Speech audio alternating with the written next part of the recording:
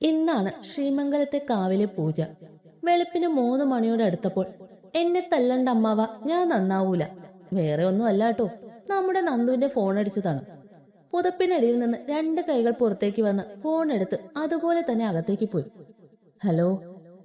ഉറക്കപ്പിച്ചിലാണോ കേട്ടോ. നന്ദു പുതപ്പ് മാറ്റി എഴുന്നേറ്റിരുന്നു. ആണോ, ഞാൻ ഇപ്പൊ വരാം. ഇല്ല ഇല്ല, ആരോടും മിണ്ടുന്നില്ല. ഞാൻ റെഡിയായി, ഇപ്പൊ ഇറങ്ങിയേക്കാം, ഒരു 10 മിനിറ്റ്. നന്ദു ഫോൺ വെച്ച് ഓടി ബാത്റൂമിൽ കയറി. പെട്ടെന്ന് റെഡിയായി കാറിന്റെ കീയും എടുത്ത് പുറത്തേക്ക് പോയി. എന്തോ കാര്യമായ പ്രശ്നമുണ്ടല്ലോ. നേരം പുലർന്നു. ദേവിയമ്മ രാവിലെ തന്നെ കുളിച്ച് പൂജാമുറിയിൽ കയറി വിളക്ക് തെളിയിച്ചു. കീർത്തനം പാടി ആരതി ഒഴിഞ്ഞ് കണ്ണടച്ച് പ്രാർത്ഥിച്ചു. പെട്ടെന്ന് പുറകിൽ നിന്ന് ആരോ ദേവിയമ്മയുടെ കണ്ണു പൊത്തിപ്പിടിച്ചു. അവർ തന്റെ കൈകൾ കൊണ്ട് തന്റെ കണ്ണു പൊത്തിപ്പിടിച്ചിരിക്കുന്ന കൈയിൽ തലോടി നോക്കി. അവരുടെ മുഖത്ത് ഒരു പുഞ്ചിരി വിടർന്നു. പെട്ടെന്ന് ആ കൈകൾ തന്റെ കണ്ണിന് മുകളിൽ നിന്ന് എടുത്തു മാറ്റി അവർ തിരിഞ്ഞു നിന്നു. ശ്രീക്കുട്ടാ, എന്താ എന്റെ ദേവിക്കുട്ടിയെ? അവൻ അവരുടെ 2 കവിളിലും പിടിച്ചു വലിച്ചു. ദേ, ഞാൻ പറഞ്ഞ വാക്ക് പാലിച്ചു കേട്ടോ. പൂജയ്ക്ക് മുമ്പേ ഇങ്ങെത്തി. അച്ഛമ്മയുടെ കുട്ടി എപ്പോഴാ വന്നേ? എന്നോട് ആരും പറഞ്ഞില്ലല്ലോ. അയ്യോ, പിണങ്ങാതെ മുത്തു, ഞാൻ ആരോടും പറഞ്ഞില്ല. രാവിലെ നന്ദുവിനെ വിളിച്ച് പിക്ക് ചെയ്യാൻ വരാൻ പറഞ്ഞു. എന്നിട്ട് ആ കുരുത്തം കേട്ടവൻ എന്തേ? ആരോടും അവൻ മിണ്ടിയില്ല. ഞാൻ വിചാരിച്ചു എന്റെ കുഞ്ഞ് വരില്ലായിരിക്കുമെന്ന്. ഞാൻ വരാണ്ടിരിക്കും എന്റെ ദേവിക്കുട്ടി, ഞാൻ വാക്ക് തന്നതല്ലേ. നന്ദുനോട് ഞാനാ പറഞ്ഞ് ആരോടും മിണ്ടണ്ടാന്ന്. ഞാൻ വന്നു ഒന്ന് കുളിച്ചിറങ്ങിയുള്ളൂ, ആദ്യം ഇവിടെ ഹാജർ വെക്കണ്ടേ. ദേവിയമ്മ ചിരിച്ചുകൊണ്ട് അവനെ തിലകം ചാർത്തി കൊടുത്തു. അവൻ അവരുടെ തോളിൽ കൂടെ കൈയിട്ട് ചേർത്ത് പിടിച്ചുകൊണ്ട് അടുക്കളയിലേക്ക് പോയി. ശ്രീ ചെറുതായി ഒന്ന് മുരടനക്കി. അത് കേട്ടുകൊണ്ടാണ് ലച്ചുവും രേവും ഭദ്രയും സുകന്യയും തിരിഞ്ഞു നോക്കിയത്. മുന്നിൽ നിൽക്കുന്ന ശ്രീയെ കണ്ടപ്പോൾ എല്ലാവരുടെയും കണ്ണുകൾ വിടർന്നു. മുഖത്ത് പുഞ്ചിരി സ്ഥാനം പിടിച്ചു. ശ്രീകുട്ടാ, അവർ ഓടി വന്ന് അവനെ പുണർന്നു. എന്റെ വല്യമ്മക്കുട്ടിയെ. പുറകെ തന്നെ രേവും സുകന്യയും ഭദ്രയും അവന്റെ അടുത്തേക്ക് വന്നു. രേവ് കള്ള ഗൗരവം നടിച്ചു. എന്റെ അമ്മക്കുട്ടി പിണക്കത്തിലാണോ? ആണെങ്കിലോ, ഞാൻ മാറ്റിത്തരാലോ. അവൻ അവരുടെ കവളി ചുംബിച്ചു. രേവു ചിരിച്ചുകൊണ്ട് അവന്റെ തലയിൽ തലോടി. എന്റെ ചെറിയമ്മക്കുട്ടി എന്നാ നോക്കി നിൽക്കുവാ? ആ കൈ കൊണ്ടൊരു കാപ്പി ഇങ്ങ് തന്നേ. സുകന്യ ചിരിച്ചുകൊണ്ട് അവന്റെ കവളിലൊന്ന് തട്ടി കാപ്പി എടുക്കാൻ പോയി. അപ്പോഴാണ് തന്നെ നോക്കി നിൽക്കുന്ന ഭദ്രയെ അവൻ കാണുന്നത്. അച്ഛമ്പെങ്ങളെ, എന്നെ അറിയുവോ? അതെന്ത് ചോദ്യ ശ്രീകുട്ട? എന്റെ കുഞ്ഞിനെ ഞാൻ അറിയാണ്ടിരിക്കുവോ? എത്ര വലുതായാലും നീ എന്റെ പഴയ ശ്രീ തന്നെയല്ലേ. ശ്രീ ഒന്ന് ഇടിച്ചു കാണിച്ചു കൊടുത്തു. നമ്മളൊക്കെ ഇവിടെ തന്നെ ഉണ്ടേ. ഇപ്പൊ വലിയ ഡോക്ടറൊക്കെ അല്ലേ, അതാ മൈൻഡ് ഇല്ലാത്ത. എന്റെ ചേച്ചി പെണ്ണേ, എത്ര വലിയ ഡോക്ടറായാലും ഞാൻ നിന്റെ അനിയൻകുട്ടനല്ലേ. അവളൊന്ന് ചിരിച്ചിട്ട് അവന്റെ കയ്യിൽ കളിയായി തല്ലി. അങ്ങനെ കാപ്പിയൊക്കെ ആയി ഹോളിലേക്ക് ചെന്നപ്പോൾ താഴത്തെ ബഹളമൊക്കെ കേട്ട് പുരുഷ കേസരികളെല്ലാം എത്തിയിട്ടുണ്ട്. ദൈവം വന്ന് അവനെ കെട്ടിപ്പിടിച്ചു. എപ്പോ എത്തി ശ്രീകുട്ട? കുറച്ചു നേരം ആയുള്ളൂ വല്യച്ചേ. വന്ന് കുളിച്ച് സ്ത്രീജനങ്ങളുടെ അടുത്ത് ഹാജർ വച്ചേ ഉള്ളൂ. അപ്പൊ ഞങ്ങളൊക്കെ പുറമ്പോക്ക്. പുരുഷ രാവിലെ പുച്ഛമാണല്ലോ. ഓ, നമ്മളൊക്കെ ആര് പുച്ഛിക്കാൻ? അച്ചച്ചേ. അവന്റെ ആ വിളിയിൽ തീരുന്ന പരിഭവങ്ങളെ അയാൾക്കുണ്ടായിരുന്നുള്ളൂ. അവർ പരസ്പരം പുണർന്നു. നിന്റെ ഫോൺ എവിടെടാ? ഇന്ദ്രൻ ശ്രീയുടെ ചെവിക്ക് പിടിച്ചു. എന്റെ പൊന്നച്ചേ, പിടിവിട്. ഫോൺ ഓഫായി പോയതാ. രാവിലെ ബൂത്തിൽ നിന്ന് നന്ദുവിനെ വിളിച്ച് പിക്ക് ചെയ്യാൻ വരാൻ പറഞ്ഞേ. പിന്നെ എല്ലാരും ഒന്ന് ഞെട്ടിക്കാന്ന് വെച്ചല്ലേ അവനോട് ആരോടും പറയണ്ടെന്ന് പറഞ്ഞേ. ഇന്ദ്രൻ പിടിവിട്ട് ഒന്ന് ചിരിച്ചു. അവൻ ചെന്ന് സത്യയുടെ തോളിൽ കൂടെ കൈയിട്ടു. അയാൾ അവന്റെ വയറിന് ഒരു പഞ്ച് ചെയ്തു. അമ്മേ, വാട തെമ്മാടി. അവര് പരസ്പരം പുണർന്നു. അപ്പോഴാണ് അവൻ കൃഷ്ണനെയും വേദനയും കാണുന്നത്. അമ്മാമേ, യാത്രയൊക്കെ സുഖമായിരുന്നോ മോനെ? കുഴപ്പമില്ലായിരുന്നു അമ്മാമേ. വേദന നോക്കി അവൻ പറഞ്ഞു. ഞാനാട്ടോ ശ്രീദേവ്. ശ്രീ എന്ന് വിളിച്ചാൽ മതി. അറിയാവേ, ഇവിടെ വന്നപ്പോ തൊട്ട് കേൾക്കുന്ന പേരാ. അവര് പരസ്പരം കെട്ടിപ്പിടിച്ചു. പെട്ടെന്ന് അമ്മയെന്ന് ഒരു വിളി കേട്ട് എല്ലാവരും പുറകിലോട്ട് നോക്കിയപ്പോ കാണുന്ന ഭിത്തിയിൽ അപ്പു പൊക്കി പിടിച്ചിരിക്കുന്ന നന്ദുവിനെയാണ്. നിന്നോട് ഞാൻ ഇന്നലെ ഇവ എപ്പോ വരുമെന്ന് ചോദിച്ചപ്പോ നീ എന്നടപ്പല്ലേ പറഞ്ഞേ? അവന്റെ ടിക്കറ്റ് ഓക്കെ ആയില്ലെന്നോ? എന്നിട്ട് ആരോടും പറയണ്ട, അവർക്കൊക്കെ വിഷമാകുന്നു അല്ലേടാ? അവന്റെ ഓലക്കമ്മേലെ അഭിനയം. നന്ദു ഒന്ന് എളിച്ചു കാണിച്ചു. എന്റെ വല്യേട്ട ഒന്ന് ക്ഷമി, ഞാനിങ്ങ് വന്നില്ലേ. അപ്പൊ നന്ദുവിന്റെ മേലുള്ള പിടിവിട്ടു. അവന്റെ കൈകൾ വിടർത്തി പിടിച്ചു. ഷീ ഓടിച്ചെന്ന് അവനെ ചുറ്റി പിടിച്ചു. അപ്പൊ നന്ദുവിനെ വേദനയും കൈകൊണ്ട് വിളിച്ചു. അങ്ങനെ 4 പേരുടെ ഒരു കൂട്ട കെട്ടിപ്പിടുത്തങ്ങ് നടത്തി. അവരുടെ പരസ്പര സ്നേഹം കണ്ട് എല്ലാവരുടെയും കണ്ണു നിറഞ്ഞു. ഇത്രയും നാൾ ഈ സ്നേഹം മിസ് ചെയ്തതിനുള്ള സങ്കടമായിരുന്നു വേദിന്. ഇത്രയും ബഹളം താഴെ നടന്നിട്ടും അറിയാത്ത 3 പേരുണ്ട് മുകളിൽ. വേറെ ആരാ? നമ്മുടെ ത്രിമൂർത്തികൾ. ഉറക്കത്തിനിടെ ആന കുത്തിയാലും അറിയില്ല. അങ്ങനെയും കുറെ ജന്മങ്ങൾ. ഇന്ന് പൂജ ആയതുകൊണ്ട് തന്നെ എല്ലാവരും ഭയങ്കര തിരക്കിലായിരുന്നു. അതുകൊണ്ട് ഒരുമിച്ചിരുന്നുള്ള ആഹാരം കഴിപ്പൊന്നും നടന്നില്ല. ഒരു 8 മണിയോട് അടുത്തപ്പോൾ നമ്മുടെ ത്രിമൂർത്തികൾ മാളത്തിന് പുറത്തിറങ്ങി. ആ, എത്തിയോ? എന്നാ ഉറക്കമാ? ഇവിടെ ആരെങ്കിലും ചത്താ കൂടി നീ ഒന്നും അറിയില്ലല്ലോ. തൊട്ടു ചുറ്റും ഒന്ന് നോക്കി. അവിടെ ഇവിടെ എല്ലാരും ഓരോ പണിയിൽ ഏർപ്പെട്ട് നിൽപ്പുണ്ട്. അവൾ നിലത്തേക്ക് ഇരുന്ന് നിലവിളിക്കാൻ തുടങ്ങി. ശബ്ദം കേട്ട് എല്ലാരും ചുറ്റും കൂടി. പക്ഷെ കുട്ടിയൊന്നും അറിഞ്ഞില്ല. അയ്യോ, എന്റെ പുരുഷു പോയേ, ഇനി ഞാൻ ആരുടെ പപ്പടം കക്കും? ആരെ ഭീഷണിപ്പെടുത്തും? പോണ്ട പുരുഷു. പുരുഷു കഷായാണെന്ന് പറഞ്ഞ് ബ്രാൻഡ് കുടിച്ചത് ഞാൻ ആരോടും പറയില്ല പുരുഷു. രമണി ചേച്ചി ഷൂ വിളിച്ചതും ഞാൻ പറയില്ല പുരുഷു. നടക്കാൻ പോവാണെന്ന് പറഞ്ഞ് എന്നും വൈകിട്ട് ഭാസ്കരൻ ചേട്ടന്റെ അടുത്ത് പോയി കള്ളു കുടിക്കുന്നതെന്ന് ഞാൻ ആരോടും പറയില്ല പുരുഷു. ലഡു കട്ട് തിന്നത് ഞാൻ സത്യമായിട്ട് ആരോടും പറയില്ല പുരുഷു. അടുത്തത് എന്തോ പറയാൻ വന്നപ്പോഴാണ് കുട്ടി കണ്ണ് കാണിക്കുന്നത് കണ്ടത്. അവന്റെ കണ്ണ് പോയടത്തേക്ക് നോക്കിയപ്പോൾ അവളുടെ തൊട്ടു മുൻപിൽ ദേ കണ്ണ് മിഴിച്ച് നിൽക്കുന്ന പുരുഷു. പുരുഷുവിനെ അനുഗ്രഹിക്കണം. എല്ലാവരും ചിരി കടിച്ചു പിടിച്ച് നിൽക്കുവാണ്. ദേവിയമ്മയുടെ മുഖം ചുവന്ന തക്കാളിപ്പഴം പോലെ ആയിട്ടുണ്ട്. പുരുഷ ടുട്ടൂനെ ഒന്ന് നോക്കി പേടിപ്പിച്ചിട്ട് ദേവിയമ്മയെ ദയനീയമായി നോക്കി. ഞാൻ രമണിയെ ഷൂ വിളിച്ചതല്ല ദേവി. അവളുടെ അപ്പുറത്തിരുന്ന് എന്റെ ഷൂ പോളിഷ് ചെയ്തോണ്ടിരുന്ന ചന്ദ്രനോട് എന്റെ ഷൂ കൊണ്ടുവരാൻ വേണ്ടി അവനെ നോക്കി പറഞ്ഞതാ ഷൂ എന്ന്. എന്റെ ദേവിയാണ് സത്യം. അപ്പൊ ബാക്കിയൊക്കെയോ? അതൊക്കെ സത്യ. ഇനി ഞാൻ അങ്ങനെയൊന്നും ചെയ്യൂല ദേവി. പുരുഷ തല കൊനിച്ചു നിന്നു. ദേവി കലിപ്പിച്ച് അകത്തോട്ട് കയറിപ്പോയി. പുരുഷ ടുട്ടൂനെ നോക്കി പല്ലു കടിച്ചു. എന്നിട്ട് ദേവിയുടെ പുറകെ അകത്തേക്ക് പോയി. ടുട്ടുവും കുട്ടുവും മിച്ചു ഇളിച്ചു കാണിച്ചു കൊടുത്തു. ഇതൊക്കെ കണ്ടോണ്ട് നിന്ന ബാക്കിയുള്ളവർക്ക് ചിരി പൊട്ടി. അതൊരു കൂട്ടച്ചിരിയായി മാറി. പിള്ളേരെ, ശ്രീ വന്നിട്ടുണ്ട്.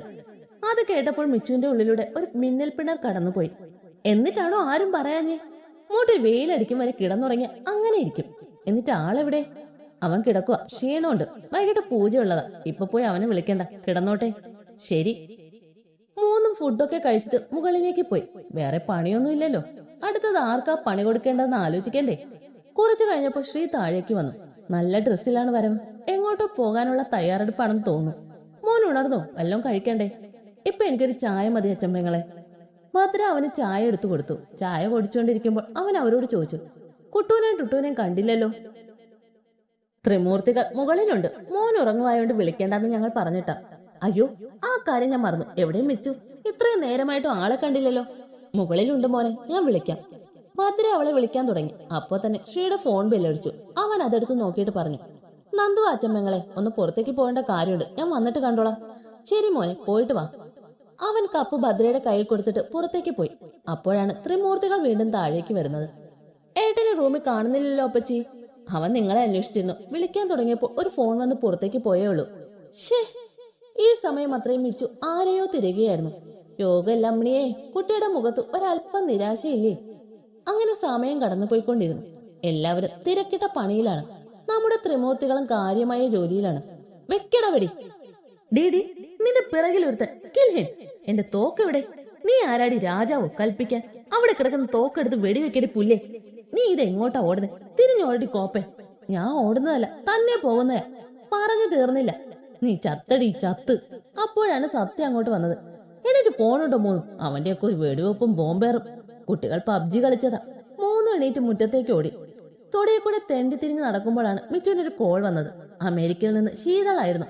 മിച്ചുവിന്റെ ഫ്രണ്ടില്ലേ, അവൾ തന്നെ. കുട്ടുവും ടുട്ടും അവളോട് പറഞ്ഞിട്ട് അകത്തേക്ക് പോയി. മിച്ചു അവിടെയുള്ള സിമന്റ് ബെഞ്ചിലിരുന്ന് ഫോൺ വിളിച്ചു. അതിന് അടുത്ത കാലത്തൊന്നും തീരുമെന്ന് തോന്നണില്ല. ട്രെമ്പിന്റെ വീട്ടിലെ പൂച്ചപ്പറ്റ കഥ വരെ പറയും. കുട്ടുവും ടുട്ടും കാര്യം അറിയാവുന്നതോടെ നൈസായിട്ട് മുങ്ങിയതാണ്. കുട്ടുവും ടുട്ടും ഉമ്മർത്തെത്തിയപ്പോഴാണ് ഷിയുടെ കാർ ഗേറ്റ് കടന്ന് വന്നത്. ഡ്രൈവർ സീറ്റിൽ നിന്ന് ഷിയും കോ ഡ്രൈവർ സീറ്റിൽ നിന്ന് നന്ദു ഇറങ്ങി. ഷിയേട്ടാ. രണ്ടും കൂടെ ഓടിച്ചെന്ന് ഷിയുടെ മേലെ ചാടിക്കയറി. ആദ്യം ഒന്ന് താഴെ ഇറങ്ങി പിള്ളേരെ, എന്റെ നടു. രണ്ടു വിളിച്ചോണ്ട് താഴെ ഇറങ്ങി. ഇത്രയും നേരമായിട്ട് ഞങ്ങളൊന്നും വിളിച്ചില്ലല്ലോ. വിഷമമുണ്ട്, നല്ല വിഷമമുണ്ട്. അതിന് നീയൊക്കെ പോത്ത് പോലെയല്ലേ കിടന്നുറങ്ങുന്നേ? ചോറി. അല്ല, ഞങ്ങൾക്കുള്ളതൊക്കെ എന്തിയേ? ഒരു മാറ്റവും ഇല്ലല്ലോടെ. അത് പിന്നെ മത്തം കുത്തിയ കുമ്പളം മുളയ്ക്കുമോ ഭായ്? ഇതൊക്കെ കേട്ടുകൊണ്ട് അപ്പുറത്ത് നിന്ന് സത്യ കുട്ടി കണ്ടില്ല. ഡാ, ഇയാളാര് കുമ്പിടിയോ? എവിടെ നോക്കിയാലും ഉണ്ടല്ലോ. അച്ഛനാണ് പോലും അച്ഛൻ. ശ്രീ ചിരിച്ചോണ്ട് രണ്ടിനെയും കൂട്ടി അകത്തേക്ക് നടന്നു. അല്ല, മിച്ചു എന്തിയേ? അവള് ഫോൺ വിളിക്കുക. ഇനി അടുത്ത കാലത്തൊന്നും വെക്കില്ല, കൂട്ടുകാരിയാ. അപ്പോഴാണ് അവിടേക്ക് ദൈവം വന്നത്. ശ്രീ, നീ വേദനയും കൂട്ടി വേഗം കാവിലേക്കൊന്ന് ചെല്ല്. അവർക്ക് എന്തൊക്കെയോ ആവശ്യമുണ്ടെന്ന്. പെട്ടെന്ന് പന്തൽ പണി തീർക്കാൻ പറ, മഴ വരുന്നുണ്ട്. ശരി വല്യച്ചേ. ശ്രീയും വേദം കാവിലേക്ക് പോയി. അപ്പോഴാണ് മിച്ചു ഫോൺ വിളിയൊക്കെ കഴിഞ്ഞ് അങ്ങോട്ടേക്ക് വന്നത്. ഇന്ന് വേഗം തീർന്നല്ലോ. എന്തു പറ്റി? ഒരു രസം. ബാബാ, പണിയൊന്നും ചെയ്യാത്തോണ്ടാണെന്ന് തോന്നും. ഇന്ന് നല്ല വിശപ്പ്. നമുക്ക് പോയി വല്ലതും പൂക്കാം. ബാക്കി രണ്ടുപേരും ആ അഭിപ്രായത്തെ ശരിവെച്ച് അവൾക്ക് പിന്നാലെ പോയി. അങ്ങനെ അവർ അങ്കത്തട്ടിലേക്ക് കടക്കുകയാണ്. സുഹൃത്തുക്കളെ, കടക്കുകയാണ്. അവിടെ ഇനി എന്തെങ്കിലും മിച്ചം ഉണ്ടായാൽ ഭാഗ്യം. അപ്പൊ അവർ അംഗം വെട്ടട്ടെ. നമുക്ക് ഇവിടെ ഇരുന്ന് കാണാം. അടുക്കളയിലെ അംഗത്തിന് ക്ഷീണം കൊണ്ടോ എന്തോ മിച്ചു ഉറങ്ങിപ്പോയി. സമയം പോയത് പോലും കൊച്ചറിഞ്ഞില്ല. ഏകദേശം 5 മണിയോട് അടുത്തപ്പോൾ ടുട്ടും കുട്ടും കൂടെ അവളുടെ റൂമിലേക്ക് വന്നു. മിച്ചു, മിച്ചു എണീക്ക് പെണ്ണേ. അവിടെ ഒരു അനക്കവും ഇല്ല. കുട്ടി കൂർക്കം വലിച്ചുകൊണ്ട് ഉറങ്ങുകയാണ്. നീ ഇങ്ങോട്ട് മാറിക്കേ. കുട്ടു മേശയിലിരുന്ന വെള്ളം എടുത്ത് അവളുടെ മുഖത്തേക്ക് ഒഴിച്ചു. മിച്ചു പെട്ടെന്ന് ചാടി എഴുന്നേറ്റ് കണ്ണുപോലും തുറക്കാണ്ട് കാറി പോവാൻ തുടങ്ങി. അയ്യോ, സുനാമി, സുനാമി! കുട്ടു പുറം നോക്കി ഒറ്റൊരെണ്ണങ്ങ് വെച്ചു കൊടുത്തു. ദേവിയെ!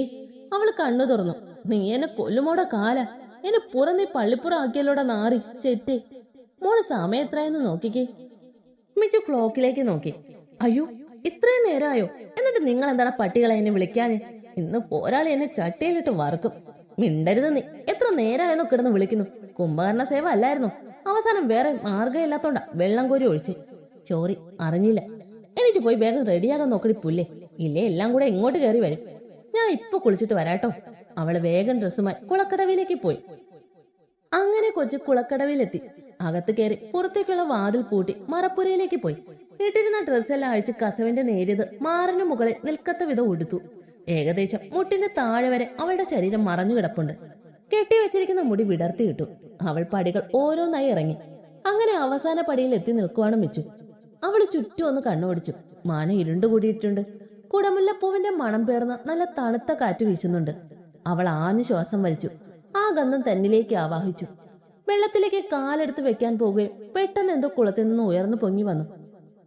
ശ്രീദേവ്! പെട്ടെന്നായോണ്ട് കൊച്ചിന് ബാലൻസ് കിട്ടാണ്ട് അവന്റെ മേലേക്ക് മറിഞ്ഞു. അവന്റെ കൈകൾ അവളെ താങ്ങി പിടിച്ചിട്ടുണ്ട്. എങ്കിലും ബാലൻസ് കിട്ടാത്ത കാരണം അവൻ അവളെയും കൊണ്ട് കുളത്തിന്റെ അടിത്തട്ടിലേക്ക് മുങ്ങിത്താണു. ആ വീഴ്ചയിൽ അവളുടെ അധരങ്ങൾ അവന്റേതുമായി കോർത്തു. അവന്റെ കണ്ണുകൾ മെഴിഞ്ഞു വന്നു. ഉള്ളിൽ കൂടെ ഒരു തരിപ്പ് കടന്നുപോയി. ഹൃദയം വല്ലാണ്ട് തുടിച്ചു. തനിക്ക് വേണ്ടപ്പെട്ടതെന്തോ തന്നിലേക്ക് വന്നു ചേർന്ന അനുഭൂതി അവൻ അനുഭവിച്ചു. അവന്റെ കൈകൾ അവളുടെ ഇടുപ്പിൽ മുറുകി. പക്ഷെ മിച്ചു ഇതൊന്നും അറിയുന്നുണ്ടായില്ല. പെട്ടെന്നുണ്ടായ പകപ്പിൽ കൊച്ചിന്റെ ബോധം പോയി. അവൻ പെട്ടെന്ന് തന്നെ മനസാന്നിധ്യം വീണ്ടെടുത്ത് അവളെയും ചേർത്ത് പിടിച്ച് ഉയർന്നു പൊങ്ങി. മിച്ചു അവന്റെ മാറി ചേർന്ന് കിടക്കുവാണ്. അവൻ അവളെ ചേർത്ത് പിടിച്ചു പടവിലേക്ക് നടന്നു. ഇരു കൈകളെ അവളെ കോരിയെടുത്തു. അപ്പോഴാണ് അവൻ അവളുടെ മുഖം കാണുന്നത്. ആകാശത്തുകൂടി ഒരു മിന്നൽ പാഞ്ഞുപോയി. ആ വെളിച്ചത്തിൽ അവളുടെ മുഖം കുറച്ചുകൂടെ തെളിമയോടെ അവൻ കണ്ടു. അവരുടെ ആദ്യ സമാഗമത്തിന് സാക്ഷി എന്നോണം മഴ പെയ്തിറങ്ങി. ഈ നേരം അത്രയും തന്റെ കൈകളിൽ കിടക്കുന്ന തന്റെ മനസ്സ് ആദ്യമായി കീഴടക്കിയ ആ പെൺകുട്ടിയുടെ മുഖത്തേക്ക് ഉറ്റുനോക്കിക്കൊണ്ടിരിക്കുവാണ് ശ്രീ. പരിസരം മറന്നുള്ള നിൽപ്പ്. അവളുടെ ഇന്ദ്രനീലക്കല്ലിന്റെ മൂക്കുത്തി അവളുടെ അഴക് കൂട്ടുന്നതായി അവന് തോന്നി. വിറയ്ക്കുന്ന അവളുടെ ചുവന്ന അധരങ്ങൾ അവളിലേക്ക് കൂടുതൽ അടുപ്പിക്കുന്നതായി അവന് തോന്നി. അവൻ അവളെ പടവിലേക്ക് കിടത്തി. ഇപ്പോഴും അവളുടെ ബോധം വന്നിട്ടില്ല. അവൻ അവളുടെ കവിളി തട്ടി വിളിച്ചു. അനക്കയില്ലെന്ന് കണ്ടതും അവന്റെ കരങ്ങൾ അവളുടെ അണിവയറിൽ അമർന്നു. വായിൽ നിന്ന് വെള്ളം പുറത്തേക്ക് പോകുന്നുണ്ട്. എന്നിട്ടും അവൾ കണ്ണുകൾ തുറന്നില്ല. അവന്റെ ചുണ്ടുകൾ ഒരിക്കൽ കൂടി അവളുടെ ചുണ്ടുകളിലേക്ക് ചേർന്നു. അവന്റെ നിശ്വാസം അവൾക്ക് ഉള്ളിലൂടെ കടന്നുപോയി. അവൾ കണ്ണുകൾ മിന്നി തുറന്നു. കണ്ണു തുറന്നപ്പോൾ ആദ്യം അവൾ കാണുന്നത് ആ നക്ഷത്ര കണ്ണുകളാണ്. ആ കണ്ണുകളുടെ തിളക്കത്തിൽ അവൾ വല്ലാണ്ട് അടിമപ്പെട്ടു. പരസ്പരം കണ്ണുകൾ പിൻവലിക്കാൻ ഇരുവർക്കും ആയില്ല. അവന്റെ മുടിയിഴകളിൽ നിന്നുള്ള ജലകണങ്ങൾ അവളിലേക്ക് പ്രവഹിച്ചു. ഈ സമയം അത്രയും അവർ നോട്ടം പിൻവലിച്ചില്ല. പെട്ടെന്നാണ് മിച്ചുവിന് സ്ഥലകാലബോധം വന്നു. അവൾ അവനെ പുറകിലേക്ക് ആഞ്ഞു തള്ളി. അവൻ വെള്ളത്തിലേക്ക് വീണു. അവൾ ചാടി എഴുന്നേറ്റു. അവൻ വെള്ളത്തിൽ നിന്ന് പൊങ്ങി വന്നു. ഡി, എന്താടോ താൻ എന്തിനാ ഒച്ച വെക്കുന്നേ? ഞാനല്ലേ ഒച്ച വെക്കേണ്ടേ? താൻ എന്തിനാ എന്നെ ഉമ്മിച്ച് പറയട പട്ടി? ഞാൻ നിന്നെ കിസ് ചെയ്തെന്നോ? എനിക്കിത് തന്നെ വേണം. എന്റെ മേലോട്ട് വന്ന് വീണതും പോരെ, ഇപ്പൊ കുറ്റം എന്റെ ആയോ? ഒന്ന് വീണെന്ന് പറഞ്ഞ് താൻ കയറി ഉമ്മിക്കൂടോ കാബാലിക? അവൾ പടവിലേക്ക് ഇരുന്ന് കീറാൻ തുടങ്ങി. അയ്യോ, എന്റെ ചരിത്രമായേ, എന്റെ ആറ്റുകാല അമ്മച്ചി, ഞാനിത് എങ്ങനെ സഹിക്കും? അച്ഛനോട് ഞാൻ എന്ത് പറയും? ഇതെല്ലാം കേട്ട് കിളി പറത്തി നിൽക്കുവാണ് ശ്രീ. ഒരു കാര്യം ഞാൻ പറയാം. താൻ ഉമ്മ വെച്ചിട്ട് എനിക്ക് കുട്ടിയുണ്ടായ താൻ ഏറ്റെടുത്തോണം കേട്ടല്ലോ.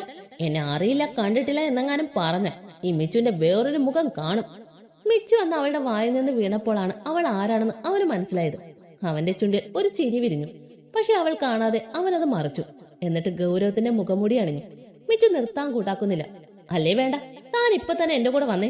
ഞാൻ അച്ഛനോട് പോയി പറയട്ടെ താൻ എന്നെ ഉമ്മിച്ചെന്ന്. അവൾ അവന്റെ കൈ പിടിച്ച് വലിച്ചുകൊണ്ട് പറഞ്ഞു. ഷിയയുടെ കൈകൾ വിടുവിച്ച്, നിനക്ക് എന്താ വട്ടാണോ? ഞാൻ ഉമ്മ വെച്ച് പോലും എന്റെ മേലേക്ക് വന്ന് വീണു. ഞാനും നീയും കൂടെ കുളത്തിൽ മുങ്ങിപ്പോയി. അവിടെ നിന്ന് നിന്നെ രക്ഷിച്ചുകൊണ്ട് വന്നപ്പോ നിനക്ക് ബോധമല്ല. ആസ് എ ഡോക്ടർ ഞാൻ എന്റെ ഡ്യൂട്ടി ചെയ്തു. നിനക്ക് കൃത്രിമ ശ്വാസം തന്നു. അത്രേ ഇവിടെ ഉണ്ടായിട്ടുള്ളൂ. മിച്ചു ചമ്മി നാറിപ്പോയി. വല്ല കാര്യം ഉണ്ടായിരുന്നു? ഉമ്മ വെക്കാൻ പറ്റിയൊരു സാധനം. അവൻ നന്നായൊന്ന് പുച്ഛിച്ചു. കൊച്ചിനങ്ങ് കത്തിക്കേറി. എനിക്കെന്താടോ കുഴപ്പം? എത്ര പേരാ എന്റെ പുറകെ നടന്നെന്ന് അറിയോടോ? അറിവോന്ന്? കൊച്ചങ്ങ് തള്ളിക്കേറിപ്പോയി. അവൻ അവളുടെ കൈകൾ രണ്ടും പിടിച്ച് ലോക്കാക്കി ഭിത്തിയോട് ചേർത്ത് നിർത്തി അവളുടെ കാതോരം മൊഴിഞ്ഞു.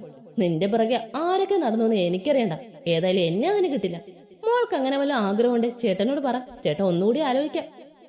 അപമാനം, കടുത്ത അപമാനം. കേസ് കൊടുക്കണം പിള്ളേച്ച, മിച്ചു ആത്മകഥം പറഞ്ഞു. അവളുടെ ഭാഗത്തൊന്നും മറുപടി ഒന്നും കിട്ടാത്തോണ്ട് അവൻ വീണ്ടും ചോദിച്ചു, അങ്ങനെ വല്ല ആഗ്രഹമുണ്ട് എന്റെ പൊന്നുമോൾക്ക്? അയ്യടാ, പുറകെ നടത്തിക്കാൻ പറ്റിയ ചാതനം. താനൊന്ന് മാറിക്കേ, ഇല്ലെങ്കിലോ ഞാൻ വിളിച്ചു കൂവടി, ഞാനൊന്ന് കേൾക്കട്ടെ. മിച്ചു പിന്നെ ഒന്നും ആലോചിച്ചില്ല. അയ്യോ, ഓടി വരണേ, ഇയാളെന്നെ പീഡിപ്പിക്കുന്നേ. ഷീ ഞെട്ടി അവളുടെ വായ പൊത്തി. അവൾ അവന്റെ കയ്യിൽ കടിച്ചു. ആ! അവൻ കൈ കുടഞ്ഞു. ആ തക്കത്തിന് അവള് അവിടുന്ന് ഓടിപ്പോയി വാതിൽ തുറന്ന് വെളിയിലേക്ക് ഓടി. ഓടാ പട്ടി! അവളുടെ പോക്ക് കണ്ടുകൊണ്ട് നിന്ന ഷീയുടെ മുഖത്തെ ഗൗരവം മാറി അവിടെ പുഞ്ചിരി ഇടം പിടിച്ചു. വെളിവും വിവരവും ഇല്ലാത്ത പെണ്ണ, സൂക്ഷിച്ച് കൈകാര്യം ചെയ്യണം. മാത്രമല്ല ഒരെല്ലാം കൂടുതലാണ്. ഞാൻ ഓടിച്ചോളാം, നീ തയ്യാറായിക്കോ മിത്ര, ഈ ശ്രീദേവിന്റെ പെണ്ണാകാൻ. പക്ഷെ ഞാൻ എന്റെ ഇഷ്ടം നിന്നോട് പറയണമെങ്കിൽ എനിക്ക് നിന്റെ കണ്ണിൽ ആ ഫീലിങ്സ് കാണും. അതുവരെ ഞാൻ കാത്തിരിക്കും. നീ നിന്റെ ഹൃദയത്തിൽ എന്നെ കുടിയിരുത്തും വരെ ഞാൻ കാത്തിരിക്കും. അതുവരെ നീ എന്റെ ഉള്ളറിയില്ല. ഞാൻ കാത്തിരുന്ന് എന്റെ പ്രണയമാണ് നീ. ഇനിയും ശ്രീദേവിന്റെ ജീവിതത്തിൽ ഒരു പെണ്ണുണ്ട്, അത് നീ മാത്രമായിരിക്കും മിത്ര, എന്റെ ജീവിതത്തിന്റെ അവകാശി. അവൾ പോയ വഴിയെ നോക്കി അവൻ ഉരുവിട്ടു.